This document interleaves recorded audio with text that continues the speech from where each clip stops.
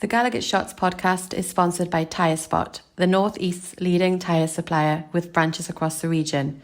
Tyre Spot don't just do tyres, they cover everything from servicing to wheel alignment. They can handle every aspect of your car's maintenance. For more information, visit tyrespot.co.uk. Enjoy the episode.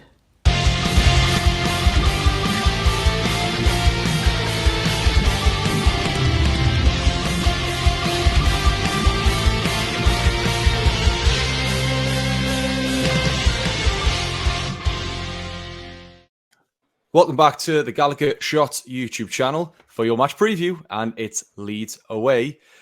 I'm your host, Joe, and joining me today are Daryl and Nichol.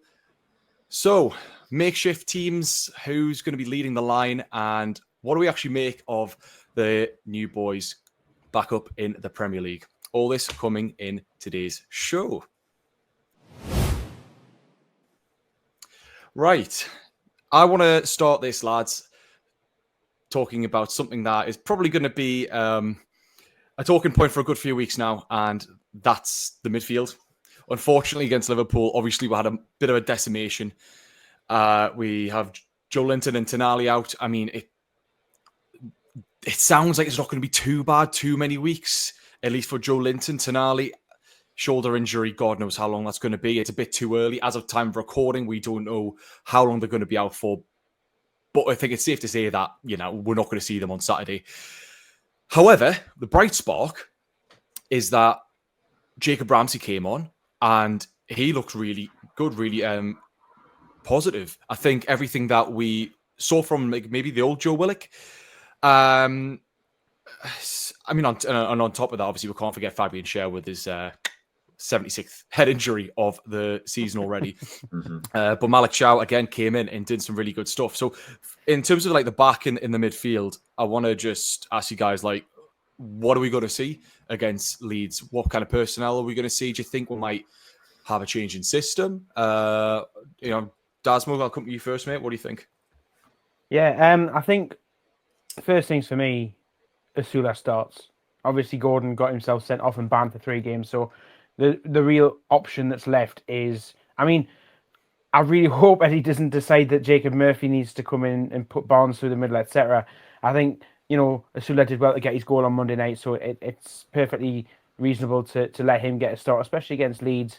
I think he could probably prove to be have a bit of success, I should say, against them on Saturday tea time. In terms of the back, I'm sure that Malik Chow we would have expected Malik Chow to eventually get some sort of opportunity. Unfortunately, it's had to come at the expense of Fabian Schär unless he somehow decides to break concussion regulations, but he probably won't. If anyone could do it, it's him. Well, that's exactly it. Is that enough of him? But I think that's now his window of opportunity has now arrived, and I think he'll come into the starting 11 unless Eddie really throws a curveball and puts Sven Botman on the right-hand side, which is entirely possible as a senior of the 2 defenders on the bench. And obviously in midfield, you've mentioned there Jacob Ramsey. I think I'd give him a start. And Lewis Miley looked all right when he came on as well, so that probably sets up your 3 with Bruno. Yeah, absolutely. Nichol, the 3 that we've had in midfield have obviously been a bit of a stalwart. They've been very consistent for us, and it's been, Tonali, he never really got injured, when he came back from his ban, I think. So it's going to be a bit weird trying to navigate us having 3 enforcers in the midfield to then looking at potentially like a Jacob Ramsey, like a Miley come in. But they did well, mate, didn't they? I think really it's probably just looking at tweaking things up a little bit. How do you see them 3 playing if it is indeed, Ramsey maybe on the left, Miley in the middle, then Bruno on the right? Yeah, well, like you've just said, I think that midfield 3 that we've had has been a stalwart because, they're just warriors, aren't you? You could see on Monday night, Tonali played 10 minutes, didn't he, with that dislocated shoulder or whatever he's done to his shoulder. And Joe Linton was the same, not really wanting to come off. And Fabian Schär was the same actually as well. He wanted to go back on. So you kind of felt the lad's commitment. But I just think I'm a little bit more confident in that midfield 3 that we could have in replacement if we hadn't brought Jacob Ramsey in, if that makes sense. And we hadn't sold like Sean Longstaff, because we shouldn't really forget sorry, we shouldn't really forget Joe Willock either. And I mean, he was back on the bench on Monday night, so he's also an option. But based on what we saw, I think it's perfectly reasonable to think that it'll be Miley and Ramsey that come in. Yeah, well, I think I was a little bit surprised at how early Miley came on Monday night, because I thought, well, it's a massive game, but he obviously trusts him a lot. So I think he'll be definitely one of the ones starting. And again, Ramsey got the nod ahead of Willock, which I think is the right call, given Willock's form, unfortunately. And he's been unlucky with injuries, but when he has played, he hasn't played that well. But I guess he's not a bad option to come off the bench if we're struggling in that midfield, and he'll get minutes for sure this season anyway. So yeah, I'm more confident with that midfield three that come in. Now we've got Ramsey. It's mental, isn't it, how a couple of signings has really just come at the exact right time. You know, obviously Willock, like you say, being injured. I see Ramsey and Willock as very similar players. I don't think you have to be a football genius to kind of see that and work it out. But I think I would definitely get him on that left hand side for sure. He just looked really sharp, really positive, and like you say, it gives Willock a chance of coming in off the bench, because let's be honest with you, a lot of the times, a lot of Willock's best work came off the bench against tired legs, and I'd imagine we're going to need that against Leeds. Yeah, I think the midfield's going to be doing a lot of running. They're going to be trying to dictate the play, and for all we didn't get loads of time to see the likes of Ramsey in that, in a lot of the time on the ball specifically, he looked really sharp, looked really tidy, especially out on the left hand side. I think he was doing triangles. I think it was with like Bruno, and at one point he looked really good, man. And Lewis Hall was on Lewis Hall. That was it. And like I just feel that sort of direct nature with that ability to see space is something that we've really struggled against these teams. So I could see him having a really good game. Like, I mean, and let's talk about Malik Chow, because he came on a little bit shaky to begin with, but I mean, nerves. Yeah, he came on and like, dear me. Let's be honest with you, mate. There wasn't a single person in that stadium that wasn't on an absolute knife edge. And so to come in on your debut in that kind of environment, he did really well, and he had some beautiful little turns in. He looks left-footed. I didn't know this, but he looks left-footed. I don't know if you can confirm or whatever, but which makes a lot of sense, because he was on the right-hand side and he was passing to obviously Tino a lot, which I don't know. It's going to be interesting to see how that's paired up, because I'm assuming that I was going to come in since Cher can't, which will be Dan Burn and Chow. I think it might be. I think it might be Botman. Do you think? I think it might. Do you think? Botman is a good shout. He's a good shout. Then you've got to right and left. You've got to right and left footer. Then. Yeah. I mean, that's what I'm thinking. He is right footed, Sven Botman. And he's still the more senior of the two centre halves that were on the bench as well. Depends how he does it. I mean, I wouldn't be averse to either of the two of them coming in, to be fair. I was just thinking also, just thinking with Eddie Howe's, previous record of tend not to just chuck people in when they're straight away sign. So I don't know, Leeds away. It's a difficult ground to go to. Maybe Botman's experience might just get him there to start. But if we are going to have a lot of the ball, and I mean, Chow looks a big lad. I mean, we're going to get onto Leeds' players in a little bit, but yeah, it'll be interesting to see what he does, because I mean, at the end of the day, like Chow and Botman ideally are going to be the long-term centre-backs, assuming they both stay at the club. They're going to be the two that take over from Burn and Cher. So obviously it's too early to start them both at the same time, for that kind of partnership. But depending on which one we get, and obviously, it depends on Botman's fitness as well, how close he is. But yeah, I mean, it's looking good though. It's looking good. It's nice to see some options come off the bench. Interesting to see who takes their place on the bench. I'll say that. Maybe Alex Murphy. I'm not even sure who's back. Maybe Alex possibly, Murphy. Yeah. Possibly, I mean, hopefully it's a kind of game that we don't need too many subs in. Yeah. How is Lascelles doing? I forgot about Lascelles. He's not injured, because I think he's on. Yeah. You might start him at right centre back. You never know. Well, if you can play Dan Burn at left back for a whole season, make the Champions League, then anything's possible. Yeah, true. Yeah. Aye. Brilliant. Well, next we're going to go on and talk about the forward line. Come on, get him on. Get him on. Get him on. I think that's it, isn't it? That is basically it. Like, obviously, Gordon did his thing, his biannual red card. I mean, he's good at running. He's really good at the pace, and he has got a good strike of the ball. Like, he has had some great spells for us, but as a striker, he's there doing a job, isn't he? Whilst the rat is refusing to play. You've said it though, Nichol, in not so many words, but I think it's inevitable, isn't it? Well, yeah, you're gonna have to. Otherwise, you're gonna have to do. Who is it? Who else is going to turn up? Yeah, he put Barnes in the middle and play Murphy on the right and Elanga on the left, or something daft like that. Or if he does that, I might just sack off football and start watching cricket or something. The game's gone if Asulu doesn't get a match now. Honestly, bless him if he doesn't get a start, because he's come on against Liverpool. He's got what we thought was going to be the equaliser. He's done all right when he was on. This has to be his chance. There's literally no one else. Plot twist: Isaac starts on Saturday. Now, Mark Walker of Always Smiling Faces podcast fame will agree with me here, because we spent a couple of games last season in that corner, and we both admire Will Asula's burst of pace when he takes off. His acceleration from a standing start is pretty decent. He can really get up to pace quite quickly. Even if his top speed isn't very fast, the way he can start moving, he's got such a good spring in his step when he starts to run. He can certainly pounce through a line and break a line to get in behind a team. And I really think we can benefit from that, especially with the two lads who can play on the wing as well.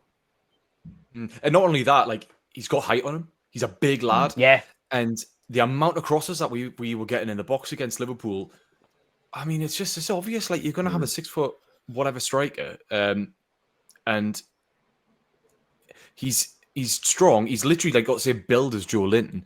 To me, against a team like Leeds, where we're going to be trying to press them a lot, we're going to have a lot of the ball. Yeah, of course it makes sense to get someone like Asula in there, and he's going to have confidence getting that goal. To be honest with you, I know that people say that he's raw and that they're a bit unconvinced by him. I mean, for me personally, I really love the look of him. I think he's got balls. He's got a bit of tenacity, and he's not afraid to take on players. He's got skill. Yes, okay, he does make some rash decisions, but at the end of the day, I do feel that with a bit of time in the side, he's actually gonna.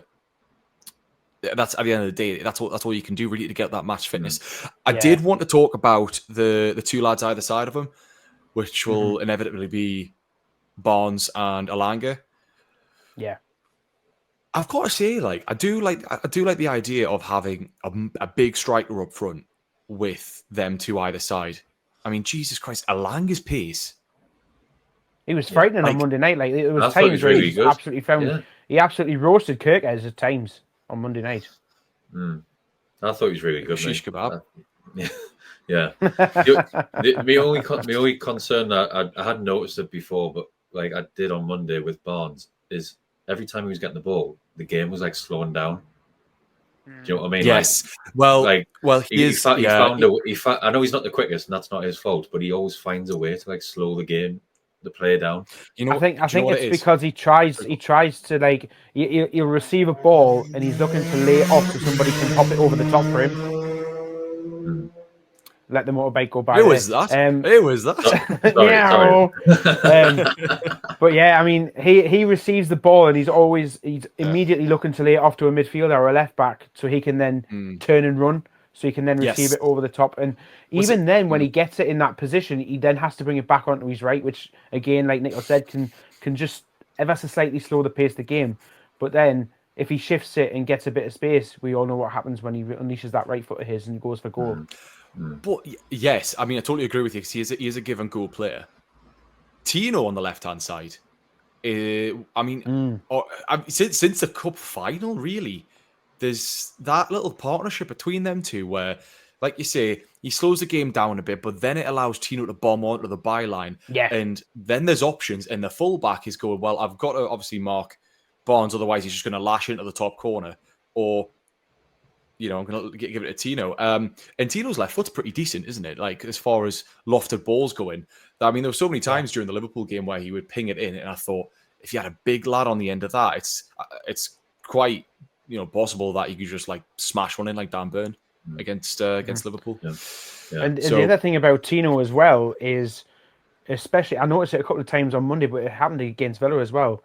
As much as people expect him to go and overlap on the outside, he's inverted lap when he cuts inside, and suddenly teams didn't know what to do, and he found himself in loads of space. He loves that, don't he? I remember was it his debut or something against Man United in the cup? It was like around about when the time he first started. I mean, not his debut, but like when he first sort of started, and he was making that absolutely mazy run and everything. He went on that long run at United away, and then I get mixed up with Hull because because there was a game at St James's Park where he did it but he is really good at it. And he's like he looks a bit like a bit lanky when he's doing it, but he somehow like manages to like sneak through. Yeah, but then again, if you had like a likes of an Asula up there who's going to be used to like hold the ball up, pass it on, get that second ball in. Could be really good. I'd like this. I'm interested to see how Alanga does, because I've really rated him. I know that he was to an extent criticised for Liverpool's third goal, not tracking back, but I think given the grand scheme of things, we can forgive him for that, because he's electric, he's got direct pace, he's not afraid to take on a player. Something that's a little bit different to Barnes, but I think combined with Asula's pace, that could be really scary. And Jacob Ramsey, I suppose, like going back to the midfield as well. Like if Ramsey pushes on as well, like it's all of a sudden you kind of B-string team. Like to an extent, these players coming in, they don't necessarily look like downgrades all of a sudden, but they look like just different options, don't they? So I think, I mean, Nichol, do you think we're going to see almost like a completely different side to what we're used to with how Eddie Howe normally would have with the first 11? I appreciate in terms of obviously the personnel, but in terms of the style, it's hard to tell, isn't it? Because we've never really seen it. We've always had that nucleus in the middle, if you like, of the midfield three. He's been ever present since Tonali came back, and then they sorted out which way around him and Bruno needed to be. I was just going to mention about. I mean, Bruno was best player on the pitch on Monday for either side. My man. I'm just wondering if you move him on Saturday, might that affect him? I don't know. Hopefully not. Do you mean in terms of like what, moving him more centrally, or just to accommodate the others? Because I don't know. I would have thought that maybe Miley would be the middle one. That's what I was saying. Yeah. So then that would normally be Bruno, right? No, it's normally Tonali. Yes, Bruno right, Miley middle, then Ramsey left is what you'd kind of think. Yeah. So I mean, hopefully that can like not affect him, and he can do what he did on Monday. Because I mean, if he does that against Leeds, then we'll be fine. So and I just think the whole team, I think they'll still play the Eddie Howe way, high press. Because even with 10 men on Monday night, we were still going for it. Like maybe sometimes to our detriment, because then we get caught on the way back. But it is what it is. If you play like that, you've got to live and die by it, haven't you? So I guess it works sometimes. It doesn't. Exactly. I mean, not to talk too much about the Liverpool game, but one thing I found really encouraging was that we didn't just look like a team that was trying to compete against the big boys, but we actually looked like a team that was there on their level, if not better than them. And that's and the reason I mentioned that for obviously this preview is that we now need to take the step up against the teams that we've dropped points against that we really kind of shouldn't this season. So looking at Leeds away, no 3 points were given. They were going to be a tough team. But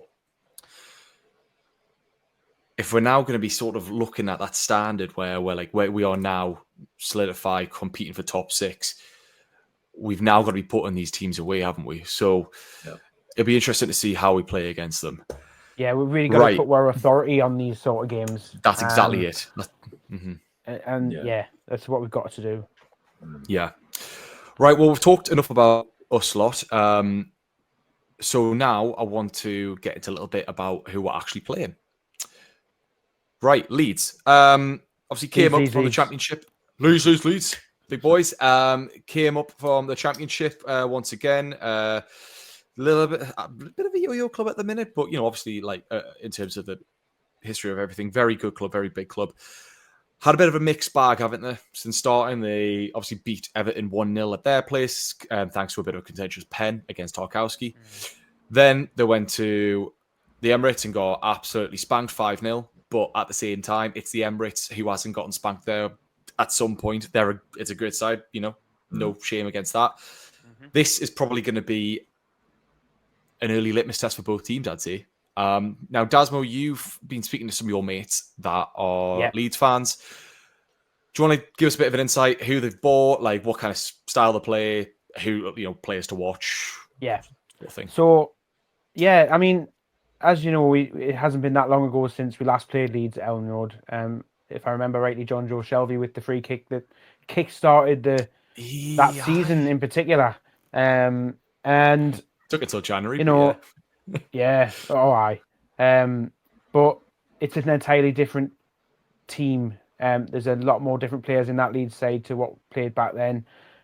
So in the summer, they've actually brought in to this point, because obviously we've still got till Monday night before the window slams shut. Get all the puns in there. They made 10 signings over the summer. I'll not go through all of them in detail, but Dominic Calvert-Lewin came in on a free. They signed Sean Longstaff, formerly of this parish. James Justin is the most recent one who came in from Leicester City. And that was a £10 million move. Parish was brilliant, sorry. Nichol's gone. They've signed a couple of interesting players from the continent. One of them was a free, and I think it's the forward. Where is he? Lucas Nemecha. He's the forward. I think he came in on a free. It's funny that the both centre forwards that they bought for this season have both come in on a free. They've signed Noah Okafor, who's a winger who's come in from AC Milan. He's a Swiss international. Anton Stack is a German international midfielder. And there's a few others amongst that, including a new goalkeeper, Gudmundsson. He's replaced Melier, who was prominent in goal the last time we played Leeds, and he's had a bit of a rough spell at the end of last season. I think that sort of set the alarm bells off with them in thinking that they need to get somebody with a bit more experience. So that's what they've done. And like I said, they've spent around about £100 million so far this summer on all these transfers. The players to watch, I've already mentioned two of them. We've got Stack in midfield. It appears that he's going to be the key playmaker. They tick. He is what makes everything tick in that team. Everything that goes through, like everything that dictates their style of play goes through him. A little bit like how we had John Joe Shelby, I would imagine, at one point, or like how we have Sandro and Bruno at the moment. They do that sort of job. And then Okafor on the wing. He's a left winger by trade, but he can play across the front, so we'll have to be wary about how that front three can rotate. And he's a winger, but he's also got a lot of pace, and he also has a lot of attacking threat. I briefly also mention as well Dan James, formerly of Man United. He's very much the same on the opposite side, and he's still there. Wow. And the other one as well, who was still there from the last time we would have played them, is Willie Nonto. He's another lively winger. He's attacking threat, and that pace that I've just mentioned there, it all comes into how they play. So if we move on to the style of play that Leeds have, my mates who I spoke to about this, one of them said it's a stodgy 4-3-3. So I don't know how to interpret that. Make of that what you will. Nichol, you got any ideas what a stodgy 4-3-3 may be? That just makes me think that they haven't got much pace. Like they're a bit rigid, maybe. I don't know. Maybe it's something to do with rigidity, but I think they have definitely got pace because they're quick on the transition. That front three of theirs, as we've seen in some of the games, is actually really quick. Obviously, you wouldn't have seen it too much against Arsenal, but against Everton, they did struggle to break Everton down, and that's something that my friends have told me that they are struggling with. And it reminds you a little bit of us, where they play well on the break and on the counter attack, and they've got a lot of pace in their side, but struggle to have that killer instinct, that killer pass to try and break teams down who are prepared to sit behind the ball. Now, interestingly enough, I don't think that's what's going to happen on Saturday. I feel like Saturday it could actually be very much like the Villa game, where it's going to be frenetic, it's going to be end-to-end. It's going to be a lot of attacks, a lot of turnovers of possession. We're going to break, they're going to break. It's all going to be about who wins the battle in midfield that we've already discussed, and who like who implements the press the best, because they're a high pressing team. Obviously, we all know that Eddie Howe team is a high pressing team. And my other mate who I spoke to, and I know we've just struggled about this, it feels as if he said to me that it feels like Leeds are struggling to find that identity. So they lack a little bit of physicality in the front line. And they've obviously, we saw Dominic Calvert-Lewin play last night at the time of recording against Sheffield Wednesday in the League Cup, which turned out to be a bit of an embarrassment for them, unfortunately. And they have to play through teams, and they struggle to do that without that physical presence up front. And unfortunately for Calvert-Lewin last night, he might as well have changed his name by default to Mr. Sitter, because he missed 3 gilt-edged chances and then Sky's penalty. But yeah, dream debut from exactly. And Joe mentioned earlier as well that they were absolutely dismantled by Arsenal down the Emirates, but again, that everybody can happen to anybody, that one. So yeah, it's going to be interesting. I think it could be quite an entertaining game. I don't know about you boys. Yeah, I just want to add a couple of things. Just going to add go for it. No, I was going to go to you, Nichol. All right, just a couple of things about Leeds. Obviously, Daryl's mentioned Sean Longstaff that we sold this summer to them. He started last night, and I've seen he's taken a bit of a battering on social. Bless him. Leave him alone. I know. It makes me upset. And also, they obviously had Carl Darlow as well, don't they? And the mistake that he made in the League Cup last night. So, yeah, a couple of our former players aren't doing too well at the moment. So, cue a Sean Longstaff winner on Saturday. I went right. Do you remember when Frank Lampard scored against Chelsea when he went on loan to Man City? Yeah, I feel like that would be our Frank Lampard moment, and it would absolutely kill me inside. Yeah. I couldn't see it happening. I'm so scared. I didn't even think about that as a possibility, but it might. And I know Nichol mentioned. I know Nichol mentioned before we started recording, and I'll sort of give it a bit of a plug as well, that away end at Ellen Road. I was there that game where John Joe Shelby scored the free kick, and I know a few people who were nearly locked out of that game because the way that end is laid out, and it's so cramped and tight in that away end. I don't know if it's changed in the time that we were last there, but they ended up having to block people out for a period, and some people got into the ground quite late, and simply because there was a bit of a crush because of the overcrowding. I think the ticket barriers failed for whatever reason. I had a technical fault with them, so they couldn't scan tickets or get people through the turnstiles. Unfortunately, that's just a consequence of Ellen Road, and I think it's in the pipework now that they've got a bit of investment from Red Bull, but they need to upgrade parts of that ground. Like, half of it's fine, and the old half of it that remains from the old days is absolutely terrible. And you can tell when you're in there as well. Well, that brings us nicely into our next little bit, because Nichol, you, my friend, are going down to Leeds. I am. Yes, down to Leeds. Down, yes. Good luck with that. Down, down, yes. Yeah, yes. Obviously, I don't know Newcastle, so I had another thing. I was like, down, left, right. I mean, good luck, by the way, just getting into the ground. Really looking forward to it, yeah. I must say that I've just been looking at previous away games at Leeds, and I also was at the one that John Joe Shelby scored. And I thought that was the last time we played them away. But there's a game that we played in May 2023 against them, which I forgot existed. Does anyone know what the score was? Really? We played it. Oh yeah, it was Knox. It was Big Sam, wasn't it? I think so. Yeah. Yeah, because we lost. It was. Yeah, we did. Was it 1-0 or something? No, we was it 1-1? 1-1. Did we win? 2-2. Oh God, yes. Luke Ayling and Rasmus Christensen, and then Wilson got 2 penalties for us, and they had a man. Oh yes, I remember. Yes. I was at that one. Because I was at that one. He completely forgot he was there. Jesus, yeah, wouldn't be the first time. Yeah, I remember that. Wow. Because didn't we? 2023. We were terrible that game, mind. So that would have been Eddie Howe would have been in charge that day. Mm-hmm. It was yes, it was the 22-23 season. He was in charge for the Shelby one as well, actually. Yes. Because that was like the third last game of the season or something, because it was dead close to the end, because we are when we dropped points there, we were really, because it was just after we smashed Man United after they beat us in the final. I'm pretty sure that was like the game after or something. Yeah, and we were really pushing for that Champions League place then, weren't we?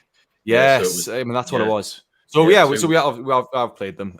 2 Wilson penalties. But yes, I wasn't at that one, but Daryl was, and he didn't even know he was there. But yeah, I'll be there on Saturday. So if you do see me or whatever, we'll have a pint. Say hello.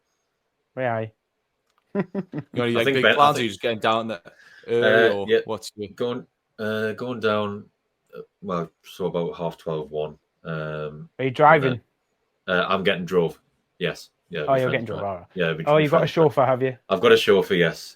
So may have a couple of tins on the way down. So he's driving the sesh. That's what he's doing. Right, boys. Shall we do a ref watch? Everybody's favorite segment. It's live for a change. Let's do it. So ref watch. Referee's going to be Peter Banks. He's done 2 Premier League games so far this season. He's done the 3-1 Forest win against Brentford and City getting beat 2-0 by Spurs last weekend. He last refereed us back in April when we beat Brentford 2-1. You remember that Sandro Tonali screamer from out wide? Yeah. That's the game. Out wide. VAR is the man from down under. It's Jared Gillett, and he's done 1 VAR game this season. He was VAR for the game on Monday night. Was it Monday night? Friday night when Chelsea smashed West Ham 5-1. Yeah. He was the VAR for that game. So that's the officials for Saturday. Nice. Lovely. Well done. Cheers, Dasmo. Right. Before we get on to the... I was going to say, have they not been involved in any controversial moments with us? No, just that Sandro goal. Nothing. Just that Sandro goal, really. Yeah. I mean, I could have drove back through the archives from last season, but we're keeping it brief this season. Come on. Yeah. Nice and quick. Okay, before we get onto the predictions, I'm just going to say a quick plug. If you're here already, and you're not subscribed, why are you not subscribed? It's free to become a member. It's not free, but it's dead cheap. It's $2.99 a month, and you get early access to videos like this. You get videos exclusively, including the quiz that we're doing every single week against our opponents for that upcoming fixture. You get access to the Telegram group, which is full of like-minded Newcastle fans, and it's going to be buzzing throughout the season, as it already has been. Continue slagging Isak off for the most part, but hopefully we get past that very soon. And yeah, just give it a thumbs up, please, because it does actually help. Right now, predictions. Nichol, mate, you're going down, so you're first. All right. Yes. Okay. So I've just read a stat here that Newcastle have won 50% of the Premier League games away against Leeds. 7 out of 14, which is their highest win rate. The highest win rate against any other side that they've faced more than 10 times. More than 10 times on the road. Oh no! You've gone pessimistic. I'm looking at that as an optimist. I'm going optimistic. It's an optimistic thing, that like. And I'm going to go for a 2-1 win. I'm going to go for a Will Asula goal, and I'm going to go for a Jacob Ramsey goal. Ooh. How are the lads? Ooh, I love that. Sean Longstaff can score for them. Sean Longstaff can score for them, those stuff. I'd rather lose than see Sean Longstaff score against us. Dasmo. Well, I had 2-1 in my head, but I'll go for 3-1 then. I'll put an extra goal in there. I'll go with Will Asula, Bruno again on the score sheet, just because it's Bruno and we all love him. And I fancy Elanga to finally get on the score sheet as well. For them, I'd probably say Willie Nonto come off the bench or something and just put one in. Can he? I mean, yeah, boys, I think I've seen enough this season to think that we're going to do very well against these lower sides, and I would like us to really, like I said earlier, just kind of have an easy-ish game, like nothing that's too on the edge one way or the other. I'd really like us to get off to a good start. It's been a good start so far, despite the poor result on Monday, but we've got a chance to really bounce back. So I think I'm going to say 2-0 and Ramsey and Elanga, which will be just lush. Yeah, get the boys some confidence going in. Yeah, but I'm glad that we're all positive because I think there's a lot to, like I say, there's a lot to take into the season now after the back of the last 2 performances. We're just needing that little edge up front, aren't we? Know anyone? If you do know anybody, right, just ring the club and tell them you know someone, eh? Oh, I'll play. I'll do for free. I don't need 120 grand a week. Who do you know, Nichol? He's called Will Asula. Come on, son. Hey, Come on. Love it. And on that note, we're going to say goodbye. Thanks, lads, for joining me on this, and thank you for watching. Don't forget to like, subscribe, and and don't forget the pre-game show as well, because we're going to be doing that at some point, and the reaction videos and all the rest of it. So, cheers, everyone. See you soon. Bye.